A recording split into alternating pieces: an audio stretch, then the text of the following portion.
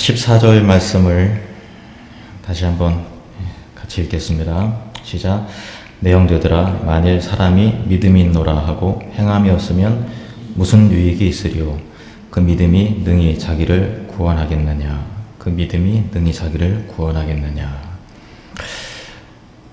구원을 얻지 못하는 믿음이 있을까요?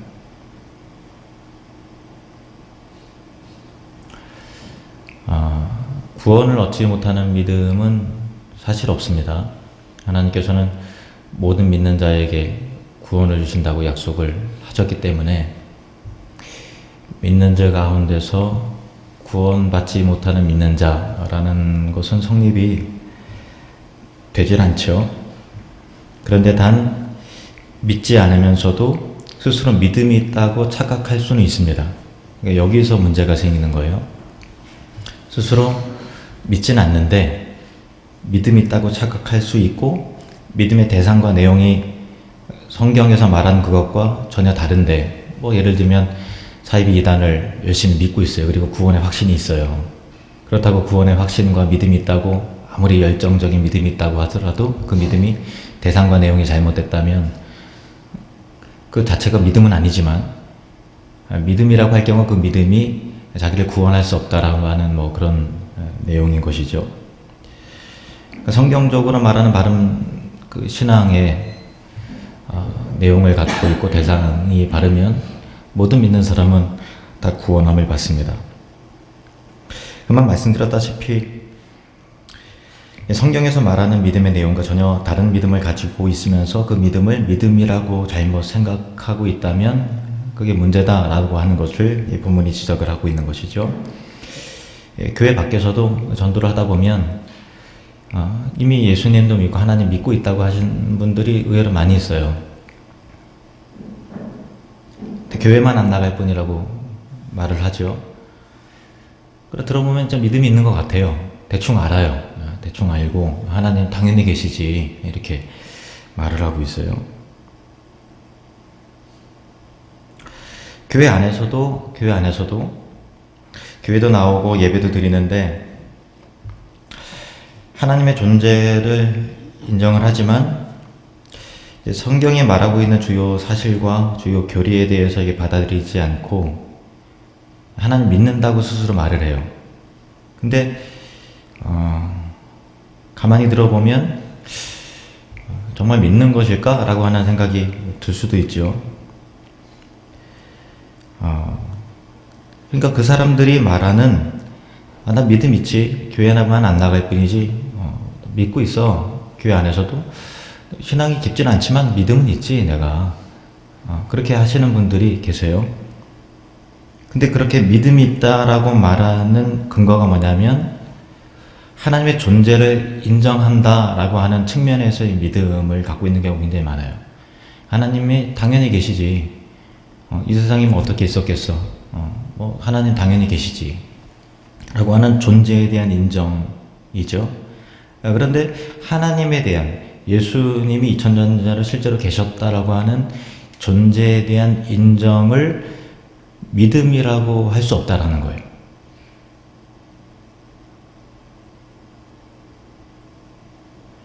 왜냐하면 19절 말씀 보실까요? 19절 같이 읽겠습니다. 시작. 내가 하나님은 한 분이신 줄을 믿느냐? 잘하는도다. 귀신들도 믿고 떠느니라. 귀신도 하나님 믿어요. 그런 논리로 따지면 하나님 앞에도 벌벌 떤다고요.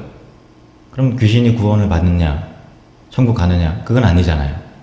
그러니까 야고보서가 말하는 의미, 너희들이 믿음이 있다고 하느냐? 그것이 하나님에 대한 존재에 대한 인정이라면 그런 수준의 믿음은 믿음이라고 하지 말아라 라고 하는 거예요. 그러니까 많은 사람들이 예수님에 대해서, 하나님에 대해서 살아계시지, 존재에 대한 인정을 믿음의 수준이라고 생각을 한다면 모든 사람들이 다 구원을 받아야죠. 사실 엄밀한 의미에서 무신론자는 없어요. 신은 없어라고 자기 자신의 체면을 걸 뿐이지 위급한 상황, 어떤 상황에도 아이고 하나님 부처님 다 이렇게 찾는단 말이에요. 그죠? 그러니까 하나님에 대한 존재에 대한 인정을, 신에 대한 존재에 인정했기 때문에 이제 신년도가 되고 이제 신년도가 바뀌면 어떤 대상이라도 줬사오니 내 소원만큼은 들어주십시오 하고서 비나이다 비나이다 하는 것도 그 무언가의 신의 존재에 대한 것을 막연히 인정하고 있다라는 것이잖아요. 그러니까 존재에 대한, 신에 대한 존재에 대한 인정, 하나님께서 계시다라고 하는 것을 인정하는 수준이라면 그것을 믿음이라고 할 수 없다라고 하는 그런 내용이죠. 그러면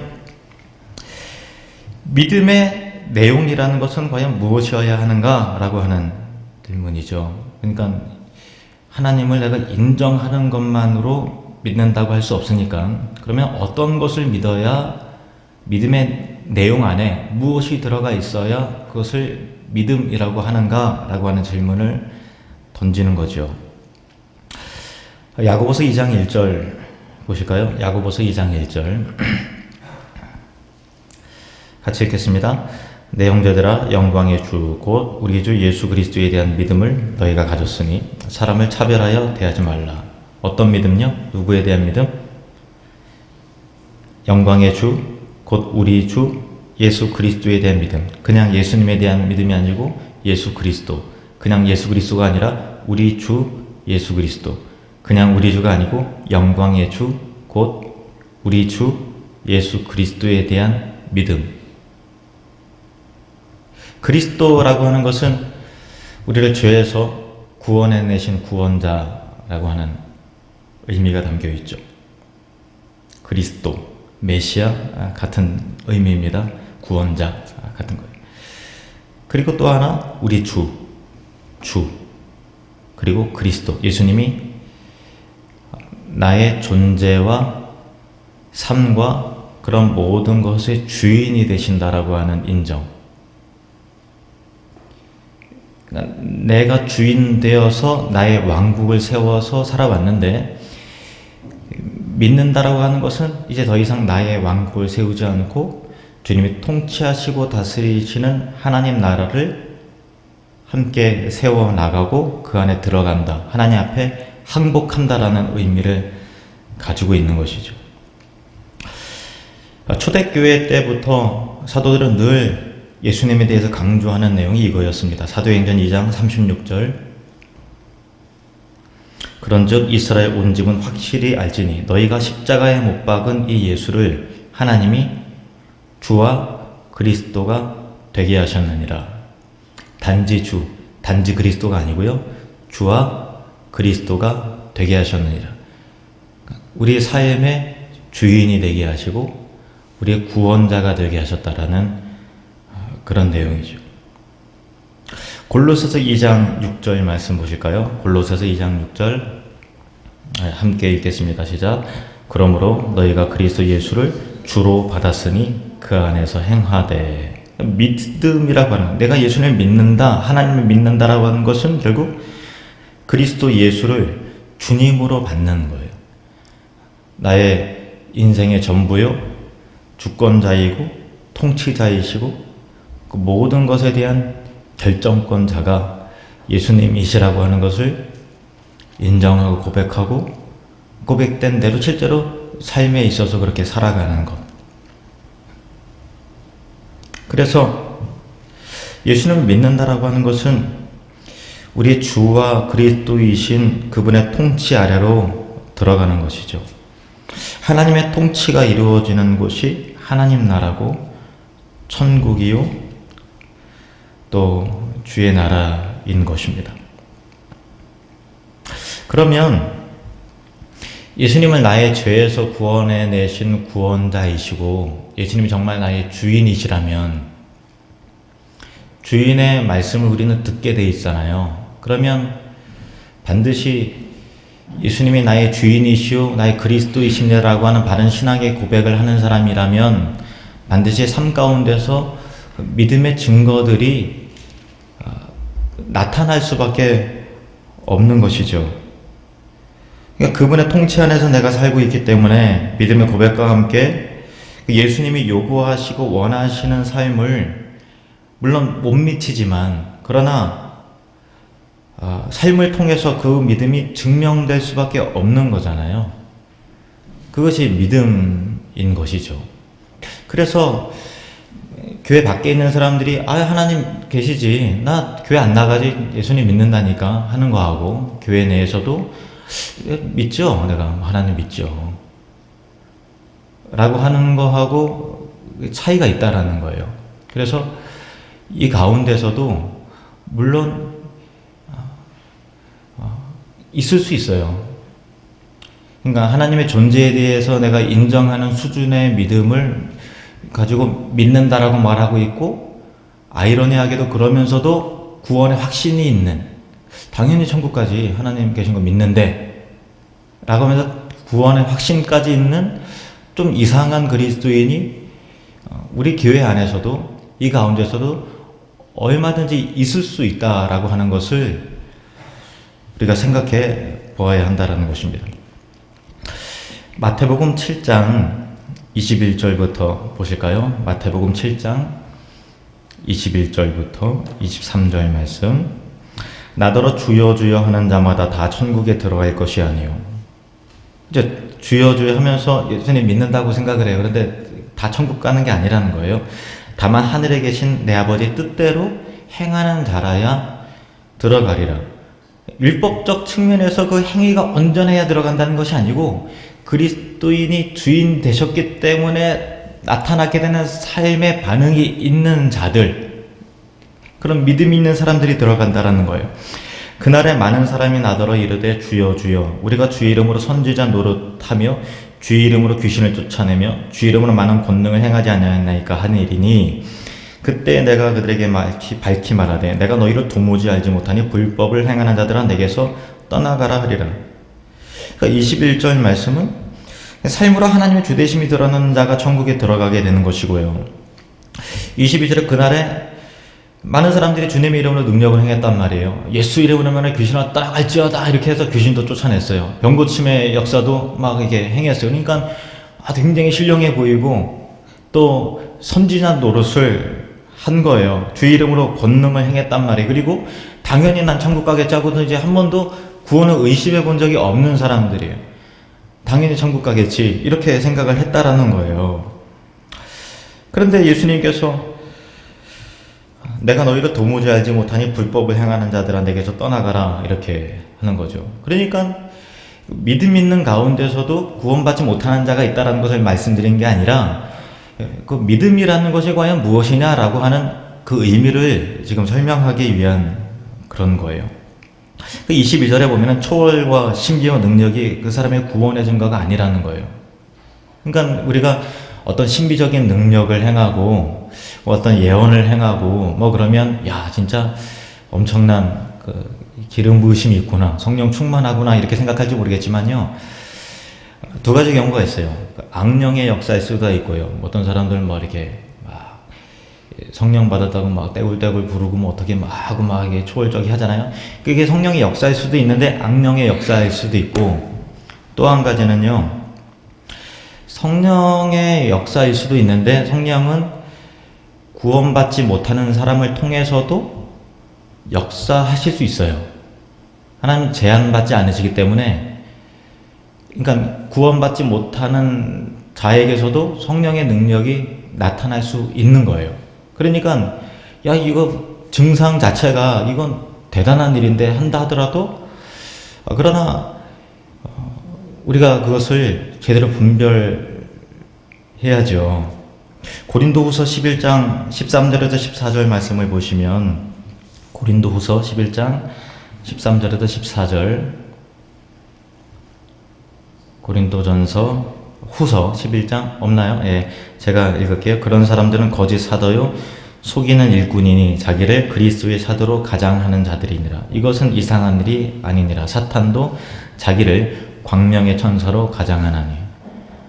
근데 사탄도 자기를 광명의 천사로 가장을 하는데 이상한 일이 아니라는 그런 거죠.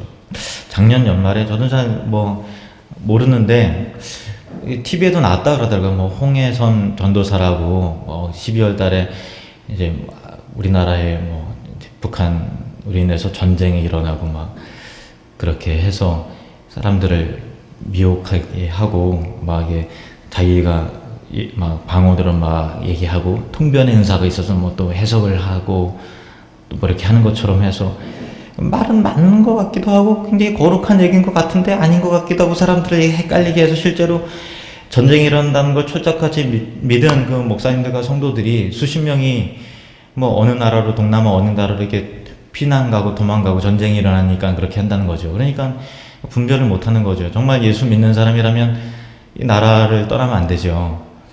전쟁이 일어나면은 그렇다고 나 살겠다고 도망가는 게 제대로 된 그리스도인이에요? 그러니까 그런 분별이 없는 거예요. 그냥 막 미혹돼서 그렇게 막 하는데 여러분 제발 카톡으로 뭐 이런 영상 저런 뜬 소문 막 이렇게 막 퍼다 나르고 뭐 그러시는 거 하시면 안 돼요. 그게 본의 아니게 이게 잘못된 정보라든가 뭐 은혜로운 것도 있지만 이게 걸르지 않고 필터링이 잘 되지 않고 막 퍼다 나르고 막 하다 보면 이게 잘못된 뭐랄까 신앙을 전달하고 또 전파하는 일에 있어서 앞장서게 되실 수도 있어요. 그러니까 검증되지 않은 뭐 인터넷의 영상이라든가 뭐 그런 거 뭐 유익한 것도 있습니다만은 분별하기가 어려울 수 있으니까 그렇게 하지 않으셨으면 좋겠어요.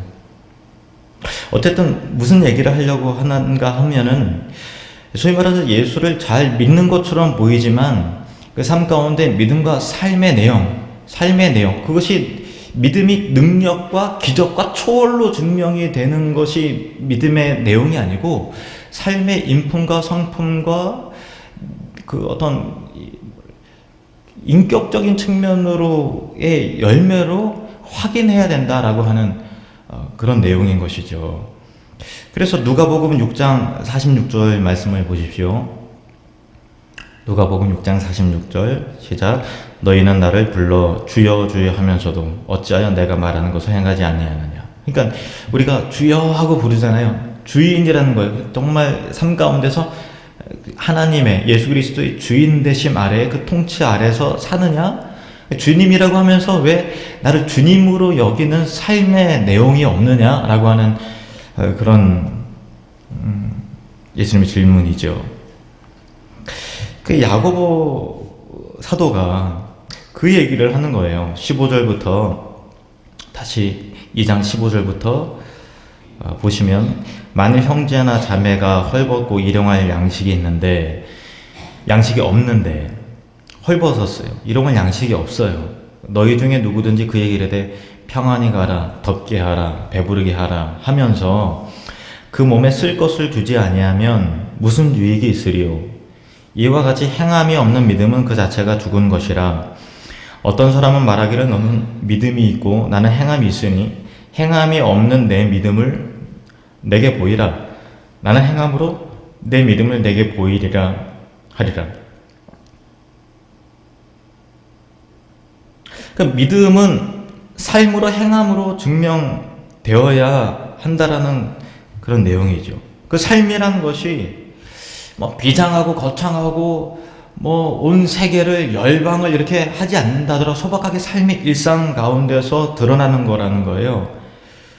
어떤 사람과의 태도와 관계와 친절함과 관용과 자비와 긍휼과 양심적인 것, 진실한 것과 겸손한 것을 통해서 그의 믿음의 내용들이 드러나야 한다라는 것이죠.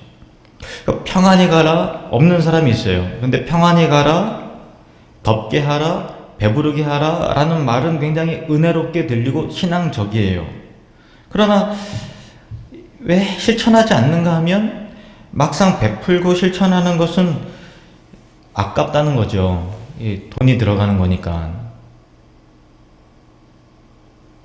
돈을 써야 되는 일이니까 이게 참 망설여지는 거예요. 물질이 돈이 아까운 거죠. 하나님한테도 아깝고 사람에게도 아까운 거예요. 어떤 분들이 저에게 그러시더라고요. 목사님은 다 좋은데 왜 헌금 설교를 안 하세요? 그래서 제가 이런 분도 계시는구나. 저는 이제 본문이 물질에 대해서 말하고 있으면 합니다.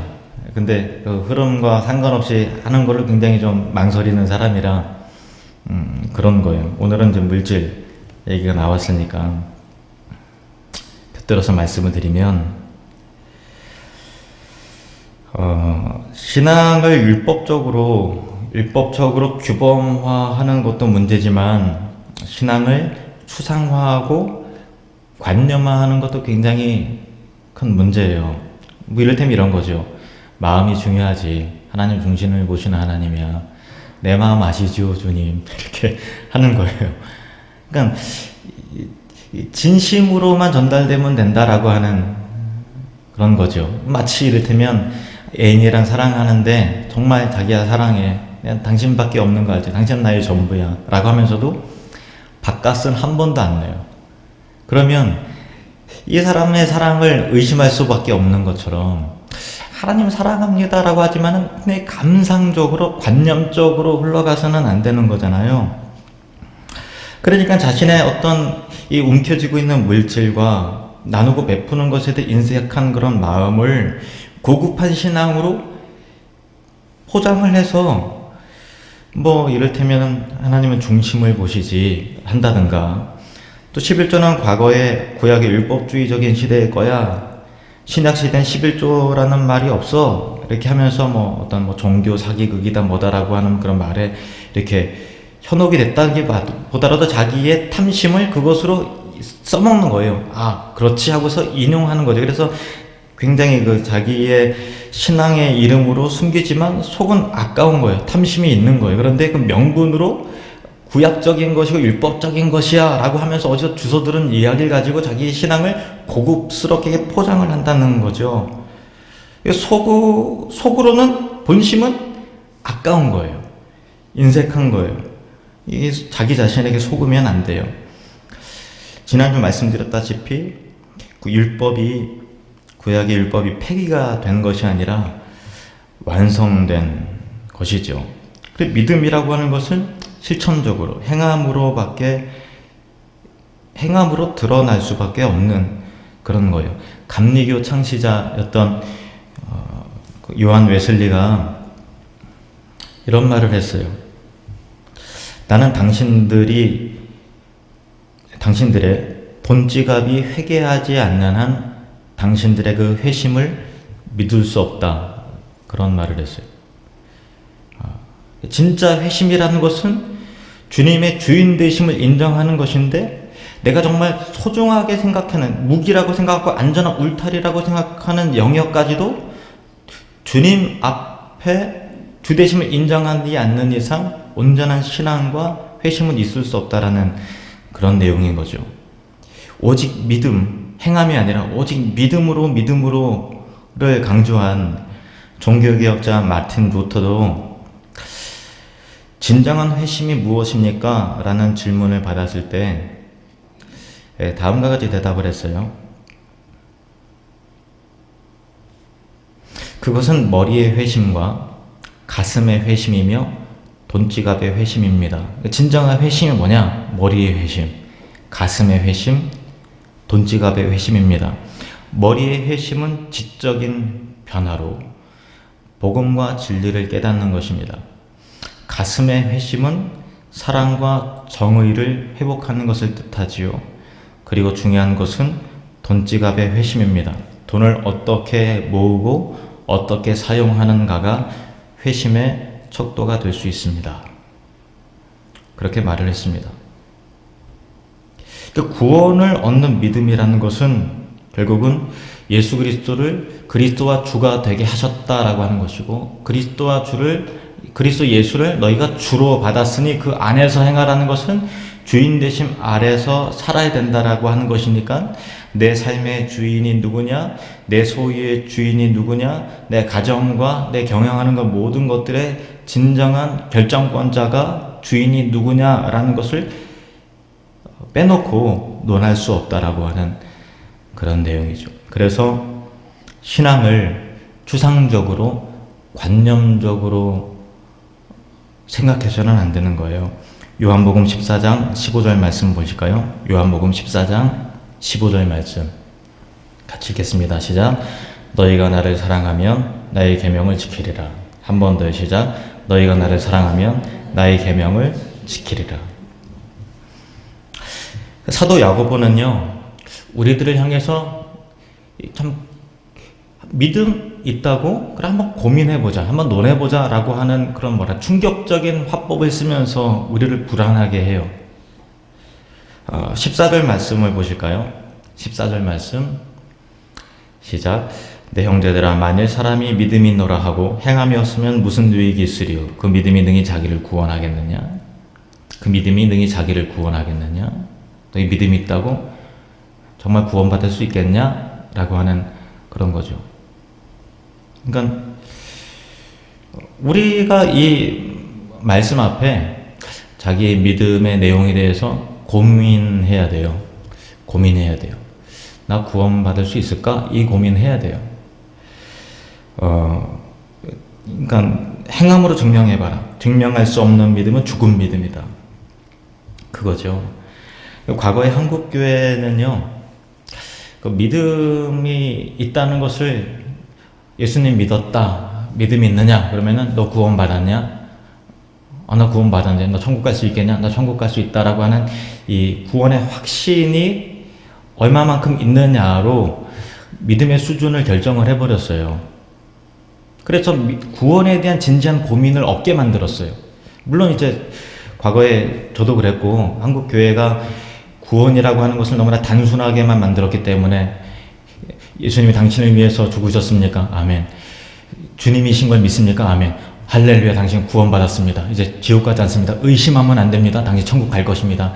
아멘. 뭐 이렇게 맞죠? 맞는데 굉장히 스피드하게 그냥 기계적 반응으로 당신 천국 백성입니다 라고 이게 선포하고 본인은 그걸 믿어야 되는 걸로 알았기 때문에 구원을 이렇게 과연 뭐냐라고 하는 진진한 고민 속에서 깊어지고 넓어지는 그 내용을 너무나 이게 알약 먹이듯이 너무 간단하게 만들었다고요. 물론 그렇게 해야 될 순간도 있어요. 뭐 길거리 전도라든가 당장 그 임종을 앞두고 있는 분에게 그런 식으로밖에 복음을 전해야죠. 그런데 구원이라고 하는 것을 이게 너무나 이게 뭐 물 한 잔 마시고 알약 먹으면 당신 이제 고쳐졌습니다 라고 이렇게 하듯이 뭔가 이게 단순하고 간단하게 패스트푸드처럼 이렇게 됨을 통해서 잃어버린 진지한 고민들이 없어진다는 건 우리가 반성을 해야 된다는 거예요. 과거에 저도 중고등부 전도사 때 복음에 대해서 아이들한테 가르치면서 맨 마지막 날에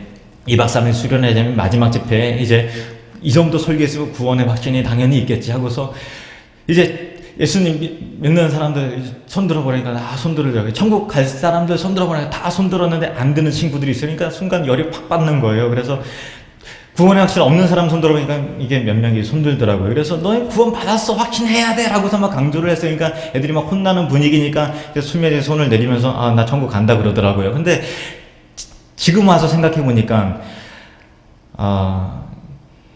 구원의 확신이 없다고 손 들어준 애들이 고마워요. 그게 정직한 것 같아요. 어떻게 보면.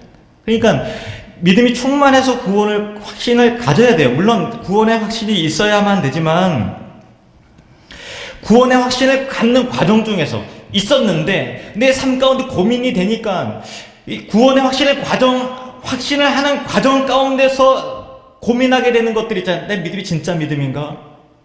주님이 당장 오시면 나 천국 갈 수 있을까? 라고 하는 고민하는 과정을 생략해버리면 구원받은 자로서의 어떤 깊이와 풍성함을 놓칠 수 있다라는 그런 거죠. 그런 의미에서 야고보서는 너 믿음 있다고 생각하냐? 구원받는다고 안전하다고 생각하지? 그런데 너 믿음 진짜냐? 구원받을 수 있겠냐? 다시 한번 고민해봐라 라고 하는 것이 믿음의 교리를 혼란스럽게 만드는 것이 아니고 고민 좀 해보자.